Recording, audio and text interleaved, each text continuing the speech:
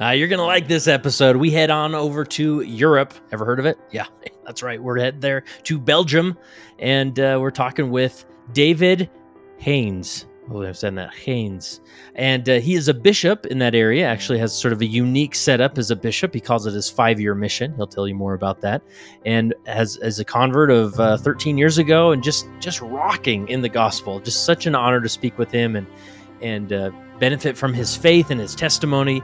There's so many powerful principles that he talks about. One, he gives us a good rundown of what the church is like there, the Brussels temple that's coming, really unique setup with what's happening with the temple there, and then talking about principles like how to have a tone as you communicate as a leader that's very encouraging, that instills hope, that keeps out the negative of life and situations, and then a really unique approach to how he interprets the handbook. I know the handbook's always sort of the sticking point that we're wanting to hold on to tight, but local adaptation and those types of things. So his approach to the handbook, I think you'll find inspiring, and then just a miracle that he overcame as an individual through leadership, and how he's just thriving in life. So this is a fun episode, and I love these reaching across waters and doing international episodes. And hey, if we ever need a Dutch podcast, you just might hear David as the host. He's got another podcast, so he's busy enough. But here is my interview on the other side of the world with David Haynes. All right, David Haynes, welcome to the Leading Saints podcast. Thank you for having me. Wonderful. Now you are in Belgium. What part of Belgium are you in? The northern part, the Dutch-speaking part, what we call Flanders. Cool. Now, so Dutch is your first language? Yeah, Dutch is my first language. Nice. I actually had a brother back in the day serve in the Belgium Brussels mission, and he was French speaking. So I know you get all types of languages there. So how's your French? Oh, ça va. Je parle un petit peu de français. Je me débrouille, mais that sounds good enough for me. So very good, very good. Living in Belgium means that you learn several languages at school: Dutch, French, English, German. I bet. So how did you first come across Leading Saints? Do you remember? Oh, already a long time ago. I love podcasting. I have my own podcast, and I listen to a lot of podcasts. And when I was baptized, I had been searching for several things online and several podcasts. And Leading Saints is one that I'm already listening to for several years because it gives me a lot of insights. Yeah, well, I'm glad to hear that, and I guess we need one in Dutch, so you better maybe you're that host. So we'll see. Who knows? Who knows? We'll see. And you're currently serving as bishop, right? Yeah, that's my current calling. So last June, there was a broadcast worldwide where they were telling members above 50 that they shouldn't wait to serve a mission. And since it was a long life dream to serve a mission, because I'm a convert, I was baptized 13 years ago. So I always felt like missing out something. Serving a mission was something that was not having a check mark behind. So hearing that, my wife and I, we really had something like, why wait any longer? And we talked to our stake president, and then a few talks later, suddenly he came up with the idea, okay, we're calling you for a 5-year mission in the stake because we still have 2 kids at home. So we couldn't leave the country. So the idea was as service missionaries to serve in the stake, but then serve as a bishop in another ward. Wow, that's great. So that's quite the mission, because you get to serve from your home and carry on with your life that way then. Yeah, I can keep going on with my businesses, but of course I had to change quite a lot. But because serving as a bishop, it takes some time. So a lot of changes were necessary. But okay, it's nice to do that, to stay at home at one hand, and on the other hand, serve in another ward, not that far. It's an hour drive from home. But it's lovely to really to serve and to help people. Yeah.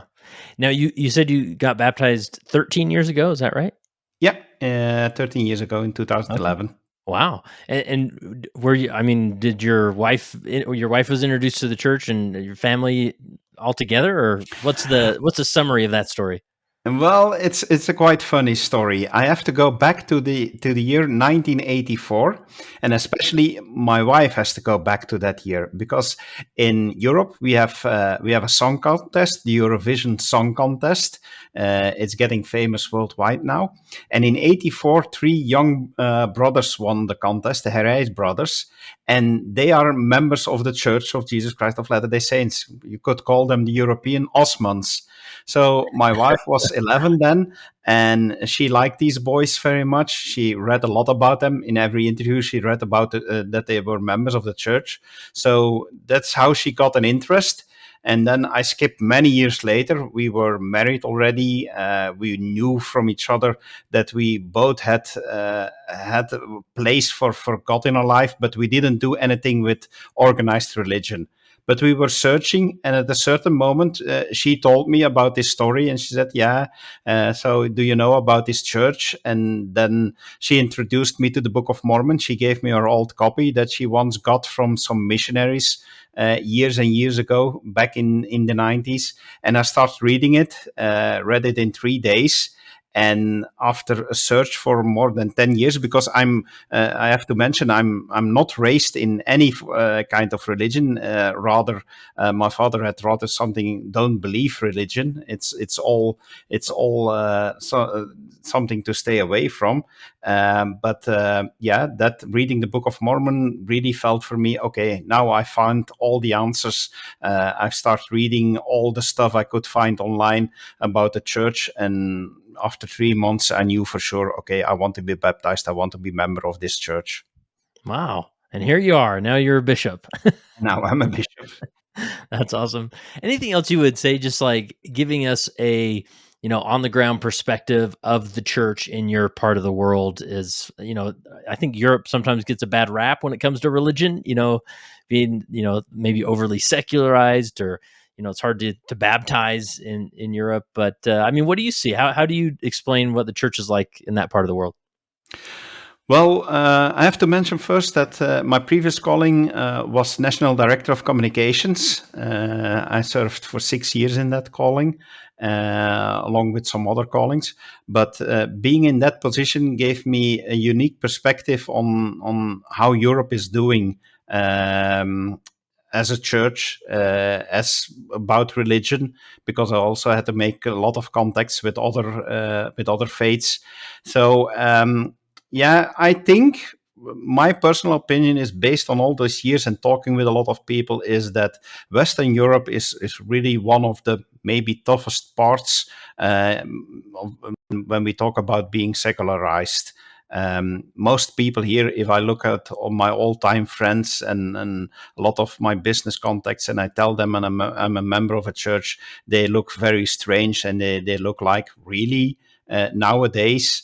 If you go out here on the street and you ask a question, for instance, what do you believe in? The most given answer will be, oh, I believe in myself and in my own possibilities. So yeah, I think that's one of the things that's different. When I visit my friends in the States, and I get new acquaintances, then I often find that this very first evening over dinner, you start talking about how much money you earn, what kind of profession you're in, what kind of church you're going to.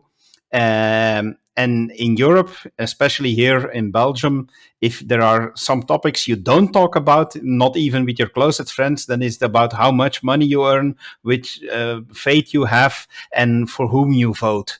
There are no-go topics, so that's Yeah. quite different, and that makes it's completely different when you start talking about religion. You're a weirdo over here when you say that you believe. But still respectfully, if you go on and you show a lot of respect, but the first reaction is always a reaction of, wait, what? Yeah.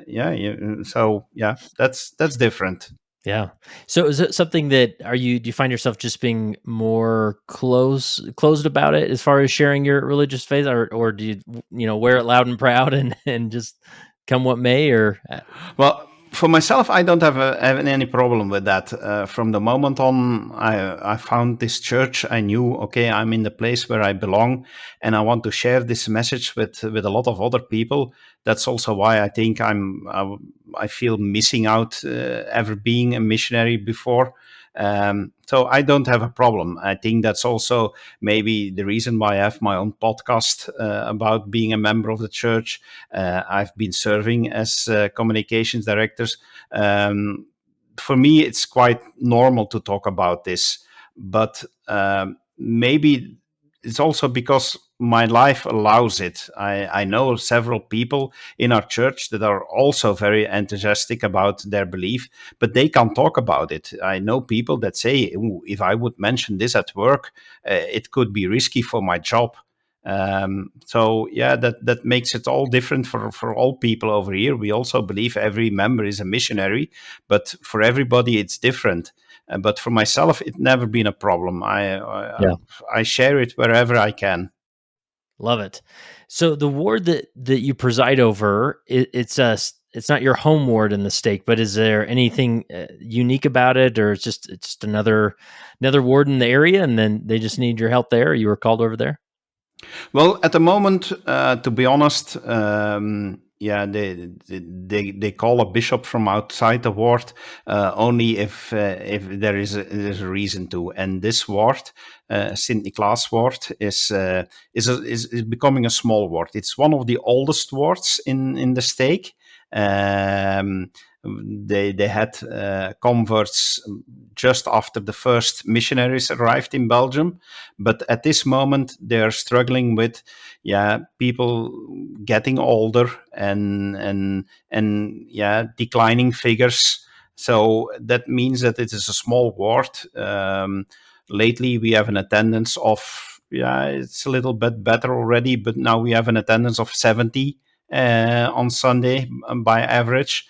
And that gives, of course, the fact then is that you always rely on the same people serving the leadership. And some people say, oh, this is really exhausting being several years, for instance, Relief Society president. Okay, we release you, and the next week you're called as something else, maybe in the nursery room or as youth president. So it's always the Yeah, same people, and that makes it. You never have one moment of relaxing, and especially in a ward like this, it was a good idea to have people from outside and to give the local people some possibility to make some changes. yeah, interesting. Yeah, that's tough, and everybody you can't escape it, right? It just keeps coming around for those callings. So do you have much of a youth group in your ward? Well, if on a lucky Sunday, I have maybe I'm already glad if I have four young men in my lesson as a bishop, and maybe also three, four young women. So often we combine activities. We combine. One of the things I've changed now is that for youth activities, we work now together with another ward, and we travel the distance to go to another ward, so that they have then maybe 20, 25 active youth. So if we then combine, at least we have a decent group, and it's more fun, and you can do more things than always with the same people, because once again, we're talking about maybe three families that regularly come with their teenagers. So if one family then has something else to do, which is perfectly fine on a Friday evening, then half of your youth is not showing up. What's left then? So that's one of the challenges that we have. Yeah, yeah. But it sounds like most Sundays you have a youth group there that you can engage with and teach, or Yeah, we do our best. We see, okay, who's here, how can we handle it, and it's always adapting to circumstances. If you only have two young women and two ironic priesthood holders, then it's hard to have a discussion class with only two. So then I would decide on the spot, okay, let's put them together so that we at Yeah. least have 4 people in the classroom. That's already a little bit easier to have some discussions. Yeah. And then do you have your own church building that the church built, or? Yeah. We Okay. have we're luckily to have our own church building. That's great. A small one, but it fits our needs. It's beautiful. It's great to have our own building. Yeah. And do you share it with other wards in the stake, or is it just you? No, it's just us. The Oh, wow. sharing here is something we know that it happens in the States, but for us Yeah. it is sharing a building, huh? You're just too spread out, I imagine, right? To Yeah, share in yeah, the same yeah. building. If you Yeah. see for the entire country, we say that we have 6,000 members listed, but in our stake, is half the country. Yeah, I think in a stake conference, if we would end up between 800 and 1,000 people, then it would be a huge success. Yeah. Yeah. And then what temple district are you in? At this moment, our closest temple is in The Hague, the Zoetermeer Temple, the Hague Temple in the Netherlands. But a few years ago, the Brussels Temple was announced, Oh, okay. and last June they announced where it will be. It's an existing building right in the middle of Brussels. It's an office building at the moment. It's just between the Royal Palace and the European Parliament. And Oh, wow. now they will make it a temple and a meeting house altogether. From the outside, as far as I have heard, the outside cannot change a lot because there are a lot of building rules in that neighborhood since it's Oh, wow. an entire office district. But I expect that the inside will be very beautiful, and Yeah. I hope that it will be ready in 2 or 3 years. Interesting. That'll be fun to see that come together. So it's in, like a busy downtown urban area that, I mean, it's just going to be part of a bunch of other buildings then. Yeah, it's really Wow. attached to other office buildings. If you look at it right now, you would Yeah. have no idea that that will be a temple. And it is Wow. really, it's if you walk 5 minutes, you have the Royal Palace. 5 minutes in the other direction, you have National Parliament. Down the street, you have the European Parliament. Yeah, it's really in the political center of Brussels. Yeah. I've watched enough James Bond movies to know that Brussels is a big deal in Europe. So that's my It is the naive. capital of Europe. That's there. You go. So, all right. Well, any other characteristic of your ward or area that would be worth mentioning before we get into your leadership principles here? Well, I think it's of course it's different than what maybe is used to in the States, Yeah, absolutely. but not in the rest of the world. We are way more spread out. Ministering service over here can mean that you have to drive more than an hour to visit somebody. Yeah, that makes it all different. You have to adapt. And especially in our ward, since it is one of the smallest wards at the moment, yeah, you as a bishop now, I have constantly to find out, okay, how are we going to do this? How are we going to do that? Running a full program, it's nice to see it all in the handbook and to talk about, but often it's quite difficult. Yeah, because you lack the members, um, and yeah, that makes it different. I wouldn't say more difficult, but at least different. Yeah, for sure. So, are most members as they attend church on Sunday? Are they coming by train or by bus or by their own vehicle? Or Most will be coming by car because where our church building is, it's not a great place to use public transport, oh, gotcha. Okay. and yeah, public transport in Belgium isn't great either. So Yeah, yeah, makes sense. All right, well, let's jump into your leadership principles that you sent over. The first one is always phrase intentions, remarks, motivation in a positive tone. I'm intrigued by this one. Tell me more. well. it's one of the lessons that I've learned being a bishop. It's maybe also has to do with myself, but also with the people in the ward. They are wonderful people, and often what I notice is that often it happens that people with all good intentions phrase something negatively. I'll give an example, like if a member would or maybe an investigator would be smoking, you could say, "Oh, you have to stop smoking." You can phrase it negatively, and I found out that bringing gospel principles and teaching people works way better if you phrase the same thing in positive ways. If I keep in the example, instead of saying, "Oh, smoking is bad for you," start learning about the word of wisdom and all the blessings it gives, all the positive ways that come out of it. And it's the same thing when I extend the calling, and I'm talking with somebody that has ideas like, "Oh, will this be too difficult, and will it take too much time?"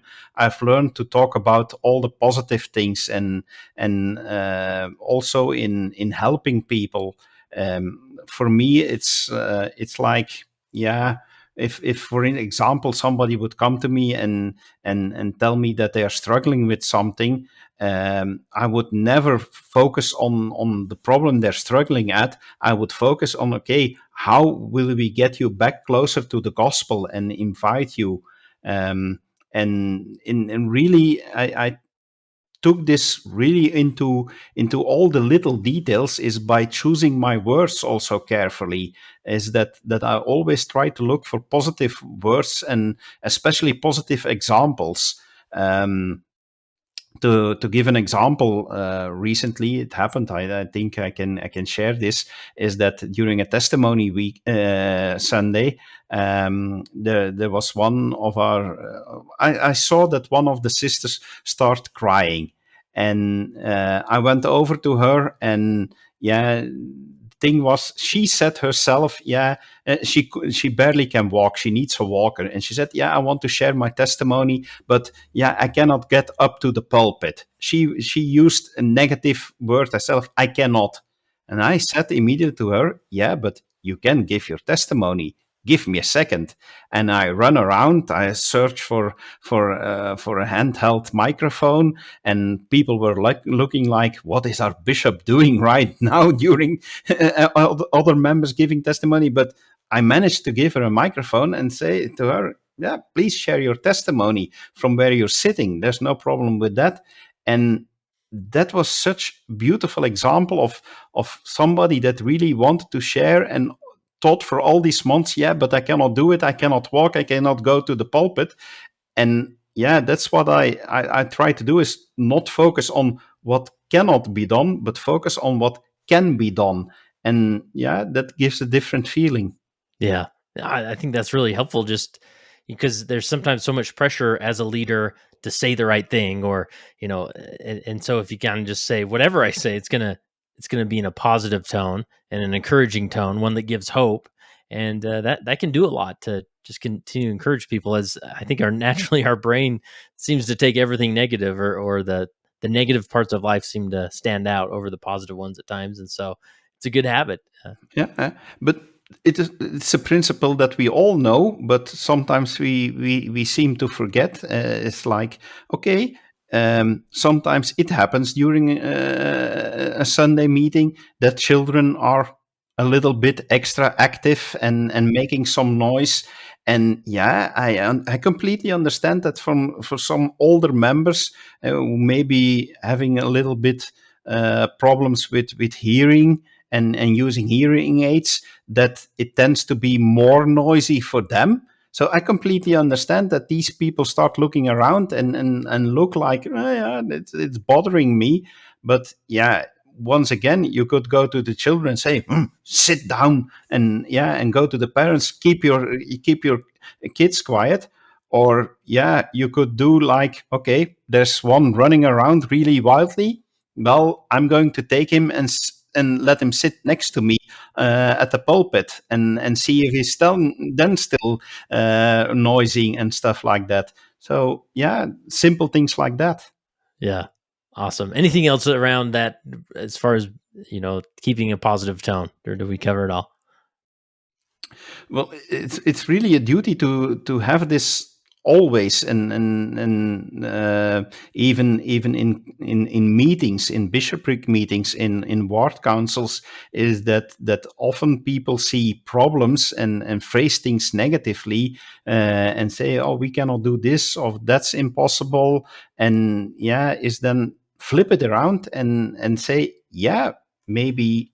And I even then don't say maybe we cannot do that. I immediately switch to yes, but we can do this and we can do that, and yeah, that gives way more positive vibe and people willing to help. I notice that a lot of members are way more willing to commit if you put it in a positive way. Yeah. Next principle, this is intriguing. The gospel has two basic rules, the handbook, just one. So Yeah. explain that one. That's one of the things that yeah, because I'm only serving now 4 months as a bishop. That's one of the things that is quite, yeah. I don't say that I've changed it in our ward, but that was immediately my principle. Is that a lot of members, when they check out if something is possible or allowed, and they refer to the handbook or to a broad culture, because they often say, yeah, the this is how it should be done and this is how that should be done. For instance, you could say, okay, you can only minister the sacrament when you're wearing a white shirt. Well, yeah, it's nowhere in the scriptures. It's only a nice habit, and it's showing a lot of respect. And I'm completely pro showing ourselves on our best attire on a Sunday. But on the other hand, I've explained to my ward council, to my bishopric, that I say, okay, we have learned from Christ that all the laws depend on two laws. First, love our heavenly Father, and secondly, love thy neighbor as thyself. And I say this complete handbook, yeah, with all the rules and stuff like that, I read it quite simply. The first and only real rule is for our church as an institution, as an organization, is how do we bring people closer to the gospel and closer to Christ? And all other rules are dependent on that. If you ask me, Bishop, can I do this or can I do that? I always check with myself to this first rule.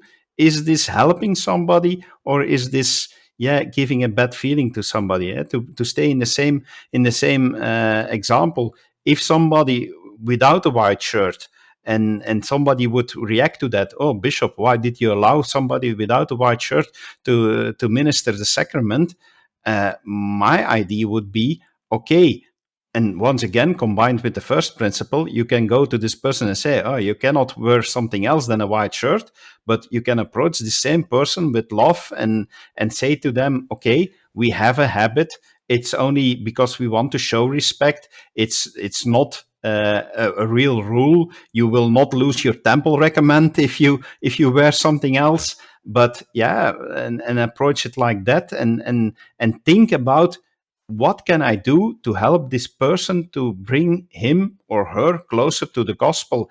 And often that is also, again, try to be positive. And same thing like with kids. If kids are running around and you would go to them and say, be quiet, yeah, would they like coming to church? I doubt it. But instead, if they have leaders, if they have other members that care about them, yeah, then they feel loved. And yeah, that's for me just one simple rule. And every time they come up to me and ask me, Bishop, how should we treat this or that situation?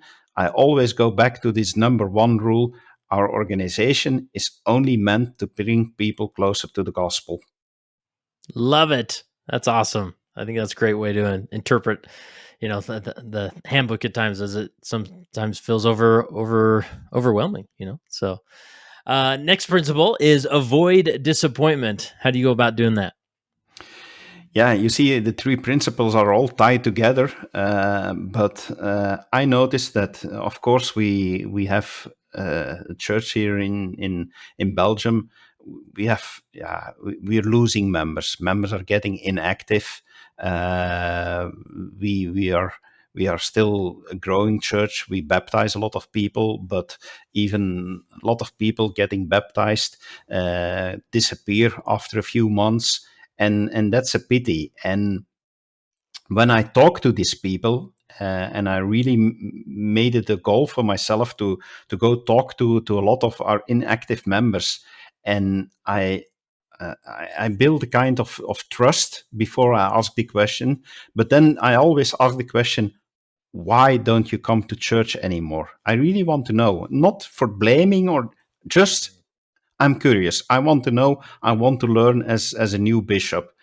And then most of the times, 95% of the times, it's because of some feeling of disappointment. Disappointment in other members, disappointment in certain decisions, disappointment in a calling. But often it's a feeling of disappointment. And that gives me the lesson in, okay, and that's why I use also the other principles, is what can I do to avoid those disappointments. um, and sometimes you have to take decisions. Sometimes I feel the inspiration to release somebody in a calling, and if that person then is really like, why, then I want to take my time to explain that I really feel inspiration, and that I feel a reason to do that, and that it is certainly not because you're doing your calling in a wrong way. It would be very bad if somebody would leave with a feeling of disappointment, because disappointments leads to inactive members, for as far as I've learned. Yeah. Fascinating. And I'm just curious, like, what else have you learned as you go around and visit some of these members? Any like tactics, from even knocking on the door, what you say first, to what how do you break through some of those walls that they put up, or anything coming to mind? Well, I have to admit, I have one advantage at this moment. I'm new in my calling, and Yeah. I'm new in the ward, so they don't know me. And yeah, a lot of the disappointments, and I have to be honest about this, and is that people are getting not disappointed in Christ, because that's, yeah, I wouldn't say that's almost impossible. Of course it's possible, but most of the time people are getting disappointed in other people, and with the best intentions. Yeah, people sometimes say things trying to help somebody, but then it comes out in a wrong way, or it hurts somebody, or sometimes somebody is in a situation where there is no right answer, whatever. Yeah, but most of the time a lot of disappointments come because of somebody said something, yeah, even with the best intentions. And I have now the advantage of being new in the ward, and I'm not tied to all the things that happened in the past. I'm unbound by the history. So yeah, I think that's one of the reasons why Heavenly Father has called me in this position, in this ward, because I can do that. And for me, it's then easily to go to these members, and they often have something like, "Oh, that's good. Somebody new, somebody that's not tied to the past, and I can tell my story." And then most important is, and especially when I set up the appointment, because yeah, since it is certainly for me with a distance, because my ward is also a distance from where I live. So I never go unannounced. I always make an appointment, but while making the appointment, I make clear I come to listen. I don't come to judge. It's not my intention to say, okay, but it's all in the past, and next week I expect you back in church. Um, just come to listen, and that Yeah. helps. A lot of people, I've already several times that people tell me, wow, finally, I have the feeling that somebody is listening to me. And I don't think that in the past other members or previous bishops or other leaders weren't listening, but maybe, yeah, it's because that I really say, hey, I'm just here to listen, and I'm shutting up and I'm listening. Go ahead. Yeah. That's really helpful. Really good stuff. Any other point principle story that we want to make sure we squeeze in here before we wrap up, or how'd we do? Well, like I said, all these three principles are bound together, and sometimes it's a challenge to keep that always active in mind. But for me, yeah, it's almost yeah. Everybody says that when in doubt, ask the question, what would Jesus Christ do? But I love to do that in small examples. For instance, but I'm not unique in that. But it helps me a lot. For instance, recently we had an extra meeting where we were watching one of the sessions of general conference, and there was a family with a small kid, and of course this kid was totally not interested in what any of the apostles were saying. So he was running around, and I saw the mother struggling, and she wanted to listen also. So I had something like, you know what? Yeah, I went up to her and said, "Would you have a problem if I would take your son to the nursery room together with my wife and go play with him so that you can sit down and enjoy?" Um, and yeah, these small things. And because once again, I was noticing that some of the elderly people were having problems hearing what was said on television. So yeah, at that moment, it's those small things that really give me the moment that I think, okay, this is how I want to serve, in small things, in small acts of kindness, one by one, and go forth on that. Yeah, truly inspiring, David. I really appreciate this. Last question I have for you, David, as you think back on your short time being a bishop, anyways, but you've been a leader in other capacities. How has being a leader helped you become a better follower of Jesus Christ? Oh, then I have to go back to 13 years ago. It helped from almost day one. I was baptized, and only a few weeks later, somebody from the stake presidency came up and tapped on my shoulder and said during second hour, "Can I have a talk with you?" And my first reaction was, "Oh boy, I'm only member for 2 months or 2 months a half. What have I done wrong that somebody of the stake presidency wants to talk to me?" But surprisingly enough, it turned out that they decided that I would be becoming an elder immediately. The Melchizedek priesthood was appointed immediately, and my next calling was that I would be a counselor in what was then our branch presidency. So I had something like, really? I asked him, "Yeah, do you know that I'm only baptized 2 months ago?" But from that moment on, for me, being a leader gave me the opportunity to learn the most. Leading is not about leading, but is about serving. And in serving others, you get to know what was really the intent of Christ. So all the leading callings that I had, going over counselor in the branch presidency, missionary branch missionary leader in the high council, it always gave me the opportunity to learn what it is about serving people and to make a difference. And that's why I love this calling now so much, because now I see immediate effect. You can have a talk with somebody, and you see them come in depressed, and you have a talk, and you see they go out and they have something like, okay, now we have a solution. And that gives you so much blessing, because yeah, to be honest, my own family is dealing with problems. I have kids dealing with autism, and so we have to take care. They go to special schools, but on the other hand, all those troubles seem so far away, to use some lyrics, just by serving other people and to learn to follow Christ and to learn what His love is about. And yeah, I had a brain hemorrhage several years ago, Oh, wow. and they told me that I would never walk again.